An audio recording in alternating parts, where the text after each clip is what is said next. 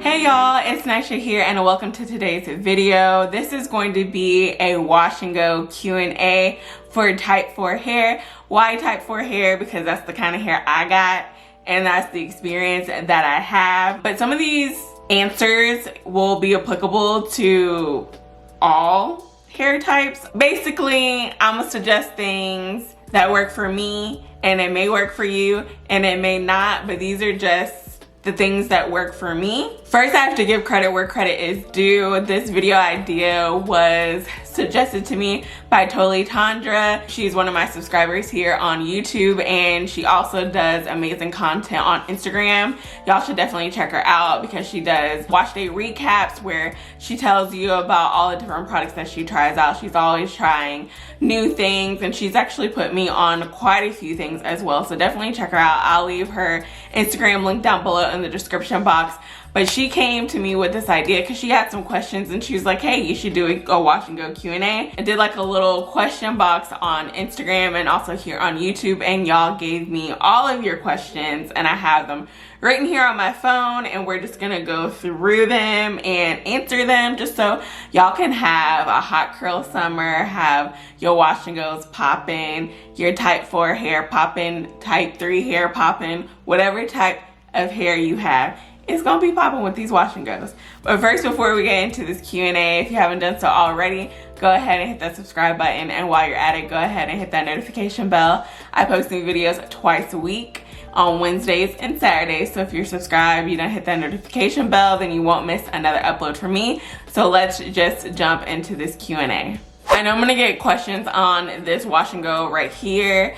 Details will be in an upcoming video. So the video that goes up on Wednesday, you'll know all the details about this hair. But this is day 3 or 4 hair, I can't remember. And I kind of went out in the rain without an umbrella because I like to live life on the edge. So it's a little more shrunken and it's a little more frizzy than it normally is, but anyways, it is what it is. So let's get into question 1. Best wash and go combos for type 4 hair. So I do actually have a video on my favorite wash and go combos that I did last year, I think around this time last year. So I'll go ahead and link that link up for you in the cards and also in the description box as well, so you can check that video out because I go into detail about all of my favorite wash and go combos, why I like them, all that good stuff. I will let you know that I like a crunchier wash and go than other people do. So just keep that in mind when you're watching that video.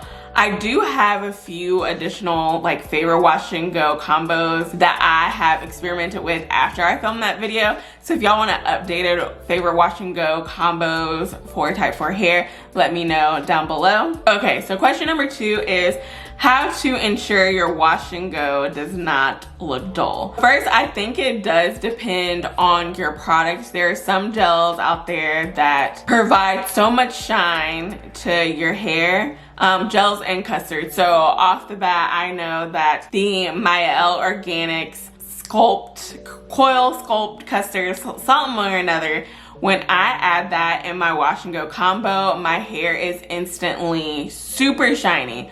Another gel that makes my hair really shiny, I would say, is the Kinky Curly Custard. So it could be the gel. A gel that makes my hair kind of dull, I will say, is the Bomb Ass Fro gel that I tried. Don't get me wrong, I love that gel, but for whatever reason, in person, it made my hair look dull. I know y'all said that y'all didn't really see any dullness in my hair, but I think that's because of the bright lights and everything. But in person, my hair was really dull. So it could be the gel that's making your hair dull. But in that case, you might want to switch up the gel, but also adding oils or butters to your wash and go can also help. So this is something that I used to do back in the day that I need to go back to, is I do typically a leave-in cream and then a gel. So what I would do is when I got my cream, I would put a little bit of my favorite butter in the cream, mix it together, put on my hair, and my hair was always nice and shiny and never dull. Something else that you can do is after your wash and go is styled and it's dry, you can just go in with some oil, either put some oil in your hands, or if you have like a spray sheen type of oil, put that on your hair and you should be good to go. Okay, so the next question is kind of 2 questions, but they're pretty much asking the same thing. So how long does my wash and go last? And also, how long should you keep your wash and go in before you wash your hair again? 5 days, 7 days, etc. So usually my wash and go will last about 5 days, maybe 6 days, depending on the combo that I'm using. Towards the end of the week, I will go ahead and just throw my hair in a puff and I just stretch it for 7 days. But as far as like wearing my wash and go down, I would say 5 days, 6 days on a really good week. 6 days on a really good week, but most of the time 5 days. Now, as far as how long you should keep your wash and go in, I say no longer than a week, because with wash and goes, your individual curls are defined and they'll get tangled up on each other, cause single strand knots, and it'll be a hot mess the next time you try to wash your hair and detangle and all of that your next wash day. So just avoid all the trouble and all the hassle by just keeping it in for a maximum a week, especially for type 4 hair. Do not let that thing go past a week. Next question is how to make curls more defined in a wash and go. Now, this question really does depend on your texture, because some hair textures are just naturally more defined than others. For example, type C, if you have type 4C hair, then your hair isn't going to be as defined as someone who has type 3C hair or type 4A hair. So I think sometimes we have a picture of what we think our hair should look like. Maybe you have like a hair crush, a curly hair crush, and you love the way her curls look and you want to get your curls to look like that, but you also have to sit back and think, okay, what kind of hair texture do I have? My curls, no matter how I do my wash and go, they're not gonna look like the Glam Twins' curls. They're not gonna look like lipstick and curls. Like, they're not gonna look like that. So I think you first have to get this perception out of your head as far as what you want your curls to look like in other YouTubers, other hair influencers, and just understand your own hair texture. And then once you got that down, some ways that you can actually make your hair more defined is, number 1, clay detox or clay wash. Typically when I do a wash and go, I do like to start with the clay wash. I don't do that all the time because I don't always clay wash, but I do try to do a clay wash when I can, or match it along with my wash and go, just because I feel like the clay washes especially define my curls and just get them nice and ready for a wash and go. So definitely try a clay wash. I actually have a video that I did last year of my full like wash and go routine, from pre-pooing and washing my hair all the way up to styling and stretching my hair. So definitely check that out, because in that video I definitely do a clay wash, a clay detox, and you'll see how it has my curls defined. Another thing that you can do is actually using a brush to help define your curls. Now for me, I don't really do this because I don't really have too much issue getting my hair to be defined, but I know some girls like to go in after they have like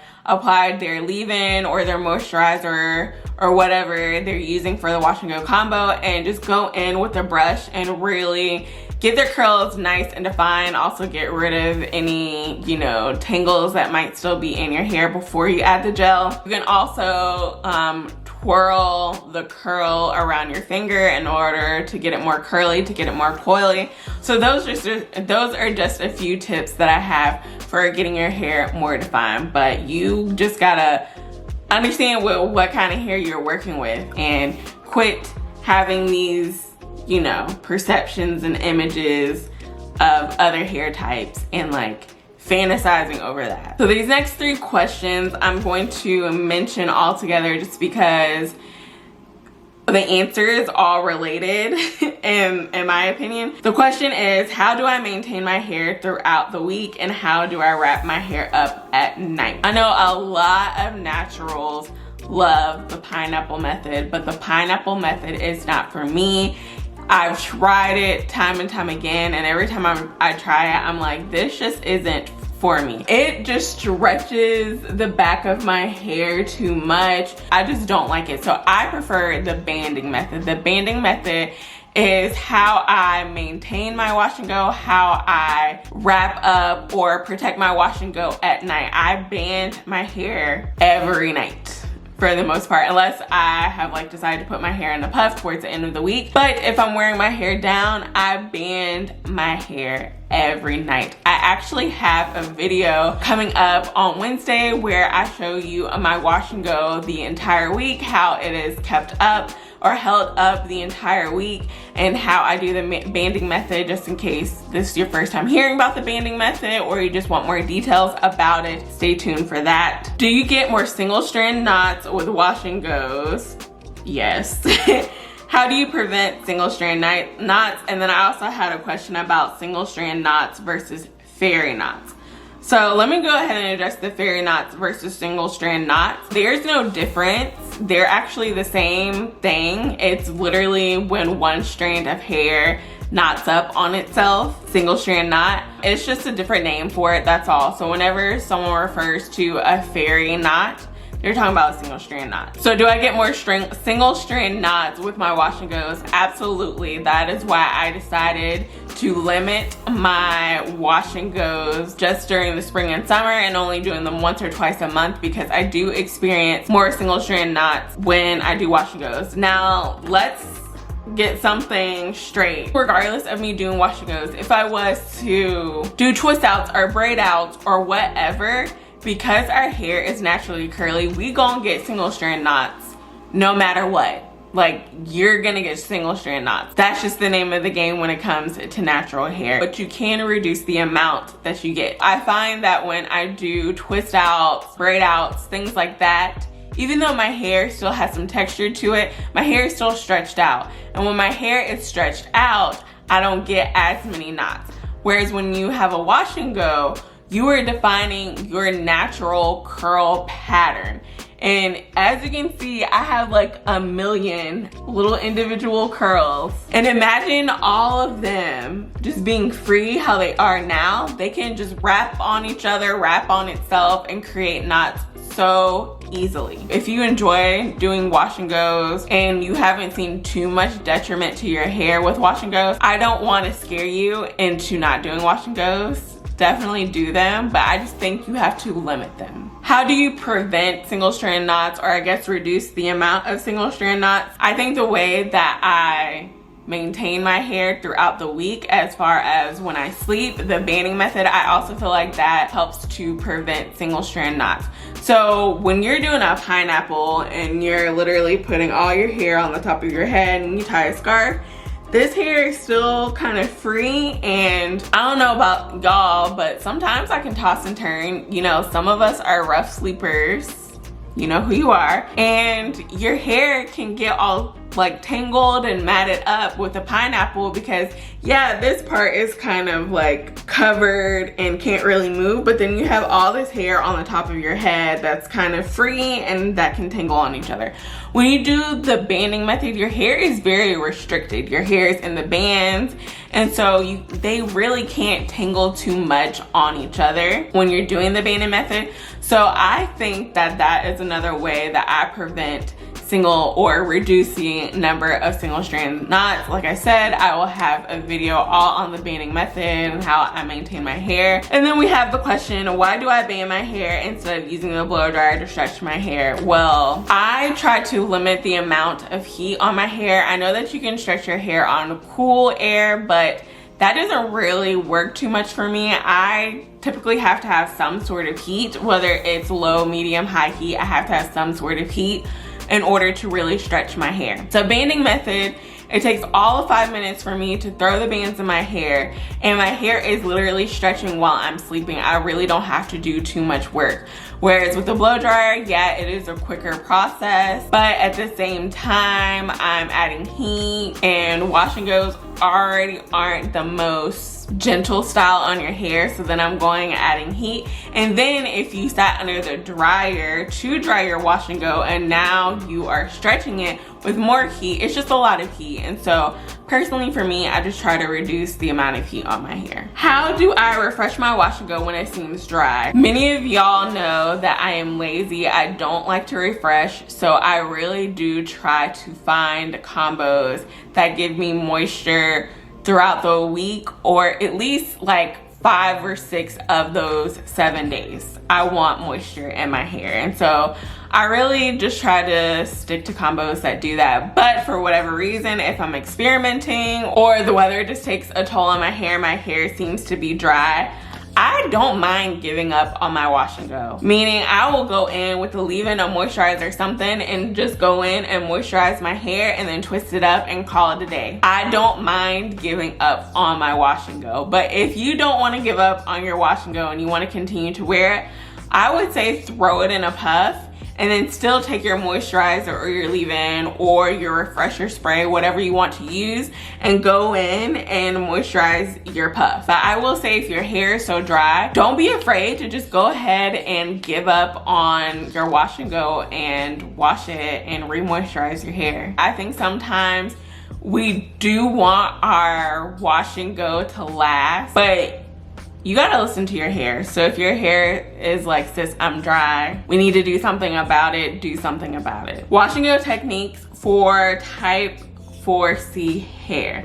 So that question is hard for me because I don't have type 4C hair. In my opinion, I feel like in some areas I do have tighter coils, especially around the ears. I don't have type 4C hair, so that's something that I can't really speak to exactly. I just know that the kinkier your hair is, typically you get a better wash and go with a more strong hold gel. These gels that are light hold, medium hold, they don't always work for us type 4 girls. They really don't, especially just the cream wash and go, that don't work for type 4 hair. So my best advice, my best tip for type 4C hair is to use a strong hold gel. That's gonna lock in the definition for a while. That's my best tip. If you have a type 4C hair and you do wash and goes and you have any tips you want to share, definitely leave them down below. If you're not type 4C but you have other tips, definitely leave them down below in the comments as well. So I got a question about how do you prevent puffy roots. The person that asked this question did mention that she does use gel on her roots but still gets puffy roots. So I just wanted to address that first. That first kind of tip that she said isn't working for her is that for me, I do like to put a little bit of extra gel, a little bit of extra product, just a little bit, not a lot. They may be slick back, but there might be some product buildup. So use a little bit of extra product on your roots and that typically works. But if you were like her and the gel on the roots tip does not work, I would say using clips to pin down your hair. So after you've applied all of your product, take some clips and just line them up at the roots and then let your hair dry. And then that should help your roots, at least at the top where your part is, to dry more flat. This is a tip or a trick that Kimberly Sherrill here on YouTube does. I haven't really tried that out, but she does it and it seems to work for her. And it could also be just a gel in general that you're using. So I've noticed for me, gels with a high, like super high amount of glycerin, I'm gonna get puffy roots more than likely because the glycerin just attracts so much moisture to my hair gets puffy. I would look at the ingredients in the gel or the ingredients in the leave-in or whatever products you're using for your wash and go combo. See if they're high in glycerin or high in honey, which is another humectant. See if that's it, because it could very well be that, especially if you live in a hot, humid climate.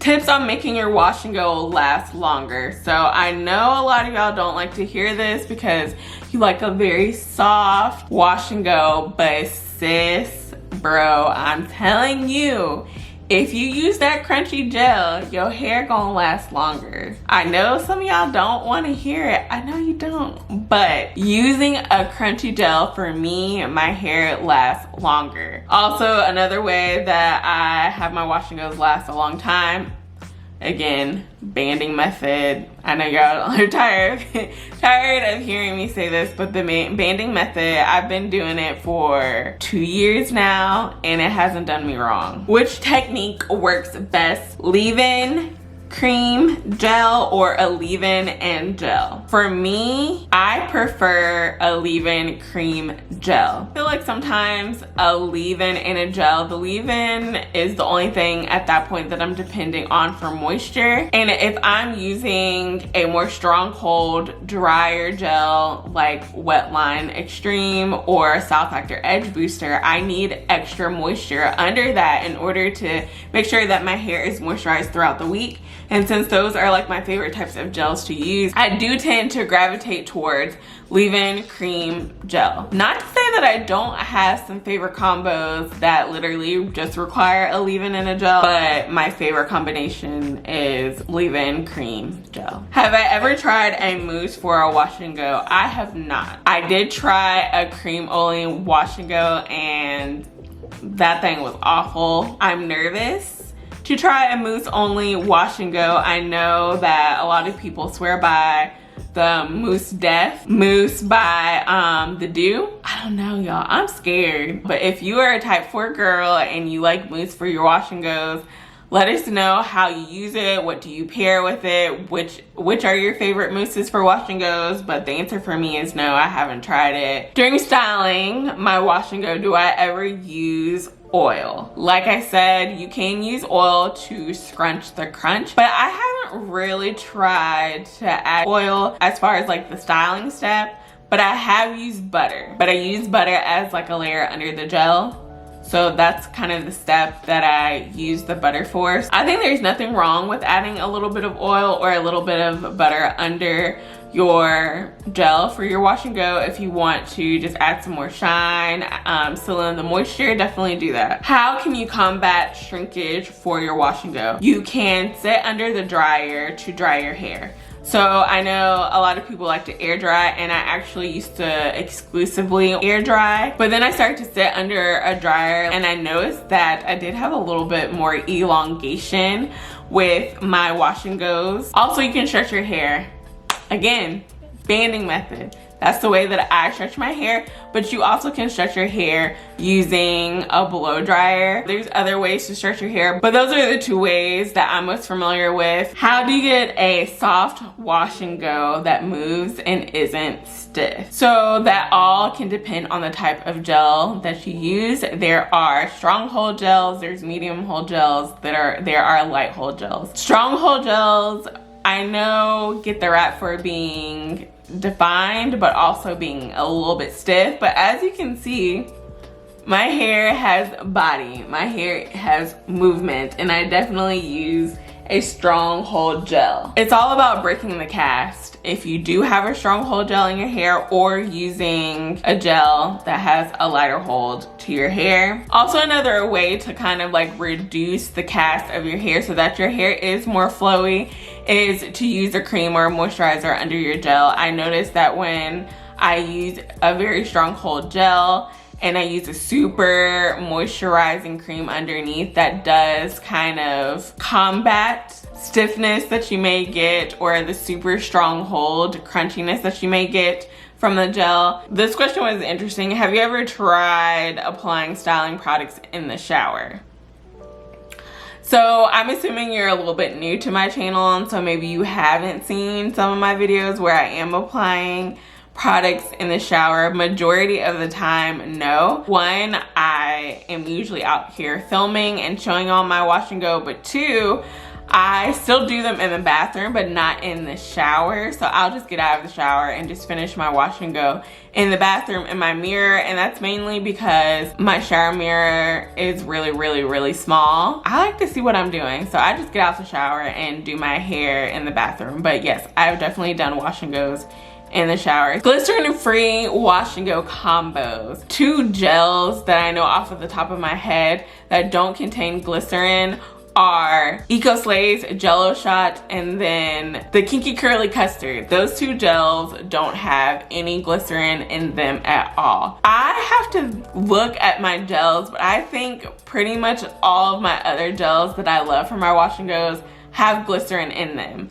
Some of them have it as the second ingredient, and then some of them have it lower on the list of ingredients. So that's all I have for now. If y'all are interested in that favorite wash and go combo update, then I will see if any of those combos that I suggest are glycerin free, and I will let y'all know. Best way to pre-poo your hair after a wash and go. So this actually is a really good question, because I've noticed that after my wash and goes, especially with all the product in my hair, all of the gel, depending on the type of pre-poo that I'm using, so if I'm using a more liquidy, gelatinous pre-poo, such as the Nature's Little Secret Fenugreek pre-poo, or the African Pride pre-poo, or the Just For Me Curl Piece pre-poo detangler, those don't mix with the gel in my hair, and I get these clumps and it's just gross. So I would suggest to maybe just hop in the shower really quickly, rinse some of that product out of your hair, then go in with your pre-poo. So definitely rinse your hair out before. So the very last question is how to make sure your roots are not matted after doing a wash and go. There's gonna be some tangling of your hair regardless. If you thoroughly detangle your hair before you do your wash and go, like before you even apply your products for your wash and go, that should minimize the amount of tangling and matting at the roots. I get a lot of tangling at my roots regardless, whether it's a wash and go, a twist out, braid out. My hair likes to tangle up at the root. Sometimes we don't really focus on those tangles. We see that our hair is tangled and like the length of our hair. I'm very guilty of this, is that I'll detangle my hair, but I stop at the root. I don't go all the way to the root and make sure my root is detangled. So definitely make sure your hair is thoroughly detangled before you apply your products. And then after, you know, you have worn your wash and go for however many days you want to wear it, make sure that you detangle your hair before you start your next wash day. I know not everyone is a big fan of pre-pooing, but I'm telling y'all, pre-pooing saves lives. It saves hair strands, it saves curls. But if you pre-poo and detangle your hair before you go into your next wash day, you won't have matted roots. Trust me, pre-pooing is your friend. All right, y'all, that is it for this wash and go Q&A. If y'all have any suggestions or any tips, definitely leave them down below. If you enjoyed this video, make sure you give it a thumbs up. And as always, I'm so grateful and thankful for each and every one of y'all watching, and I will see y'all in my next video. Bye.